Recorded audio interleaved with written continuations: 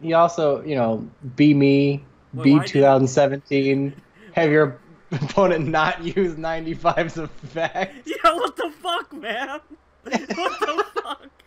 I'm gonna green text this on 4chan right now. Oh. Everyone's gonna be like, Hello and what is up, guys? Welcome back to another video from ScreenCasterz. And today I'm going to be doing a deck profile update of my Galaxies to the channel. Now it has been quite a bit since I updated my Galaxy Eyes on this channel, but it's a pretty good deck. I really do like it. It's not too affected by links because you do have a lot of main deck beat sticks with the blue eyes and with the Galaxy stuff.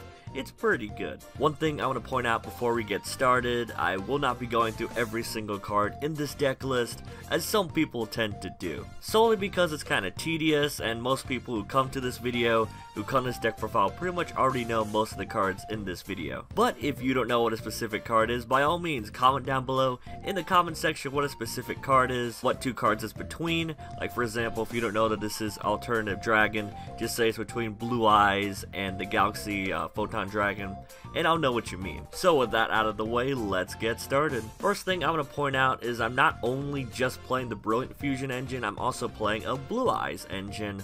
And one problem I was having with Galaxies and all my testing with the deck is whether you're playing the Blue Eyes build or if you're playing the rank 5 Brilliant Fusion build, both of them are pretty inconsistent and are pretty lopsided. So I thought, why the hell not? Let's put them together and see what happens, and it is just glorious.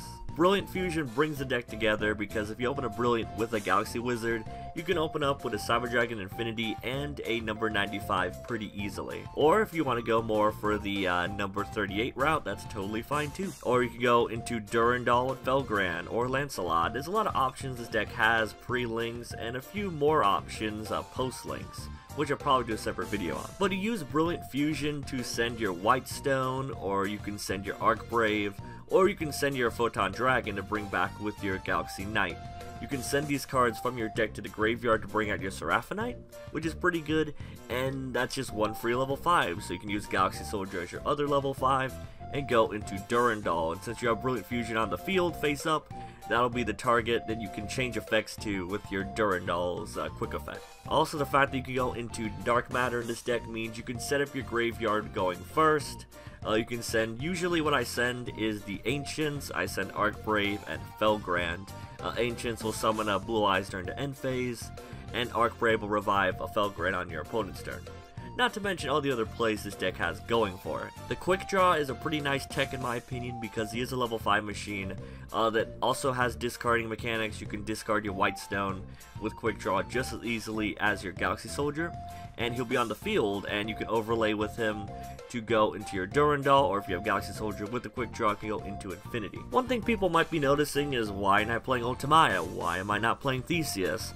The reason for this, I'm trying to make this as less hurt by links as possible, and obviously Ultimaya doesn't really function very well post-link, so I have this deck profile made with the upcoming link format in mind.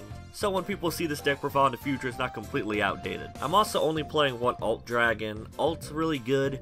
You can search him with your Melody just like your Photon and your Blue Eyes, but you only really need one, because if you already go through him, if he's in your graveyard, you could banish the Whitestone of Ancients from your graveyard and target that ult and add it back to your hand. So you can reuse it with your Blue Eyes White Dragon that's already in hand, that's easily searchable, or you can reuse it for trade-in fodder at the very least. So that's pretty good, and even less than that, you could discard it with your Galaxy Soldier as another light, so that's pretty good as well. Also, some nice interaction Lazuli has with the deck is you can send Lazuli up your Brilliant Fusion with the Blue Eyes, and Lazuli will add that Blue Eyes from your deck to your hands, basically.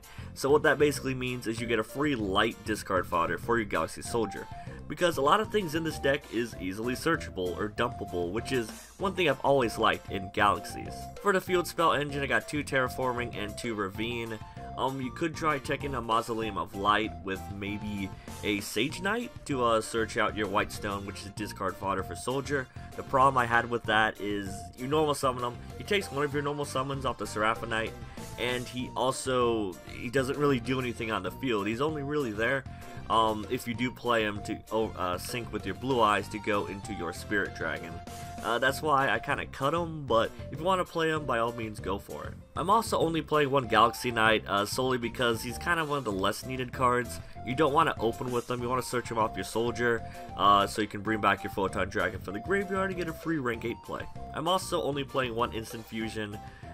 Instant Fusion may be cut in the future, but with this, including the 3 Galaxy Soldier, the 2 Quick Draw, and the tuning, I have about 7 level 5s in the deck, so it really helps keep up that consistency of having either Infinity or Durandal on board at pretty much all times, which helps secure your plays and helps you play around like Mirror Forces, or Lost Wind, or, you know, stuff like that. As for the extra deck, it's pretty standard stuff.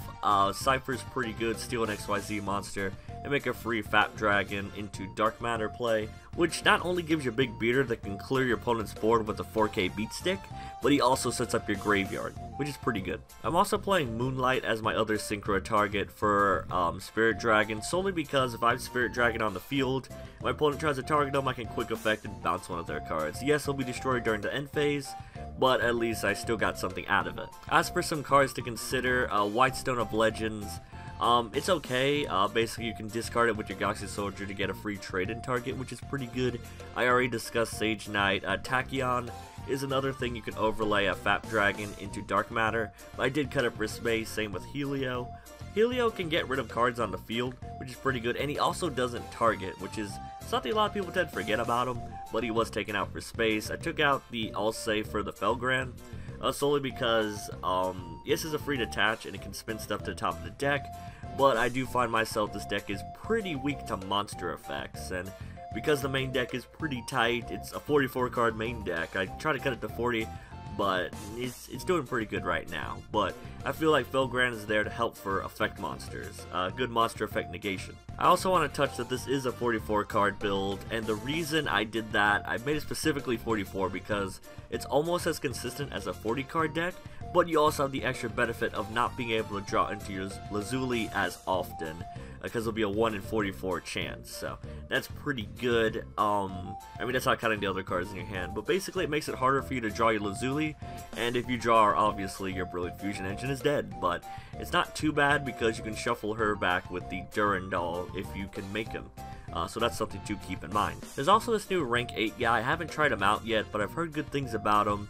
He might be in testing in the future. Also, Twin Twister and Galaxy Cyclone. I like Galaxy Cyclone a little bit better, solely because you can search it off your Galaxy Wizard, which is pretty nice, but Twin Twister hits more stuff, so it really depends on the matchup if you want to main these or not. But the deck is pretty weak to back row, so it's something to consider in the future. I already talked about Light Mausoleum. If you're playing the Sage Knight or Maiden with Eyes of Blue, make it more of a Blue Eyes Galaxy deck, I recommend these cards, because you're already playing the Terraforming, so it's not too much of a stretch. And obviously Desires makes any deck a lot more consistent. So that's it for my Blue Eyes Felgran Galaxy deck profile. I hope you guys enjoyed it. It's pretty fun. I do enjoy this deck. It's really great.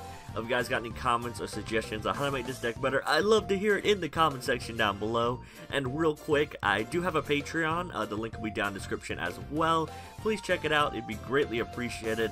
I also have a Twitter and a Facebook page that I update quite frequently. So if you guys care enough, you want to see some updates on some deck profiles, or you want to see some stuff before it's released, please check it out. I'd greatly appreciate it. So yeah, I hope you guys enjoyed the video. Don't forget to like the video, comment the video, and subscribe to my channel, which is ScreenCasterz, for more epic and amazing videos similar to this one. Once again, my name is YUGIOH from ScreenCasterz, and I am signing out. Hey, don't forget to subscribe!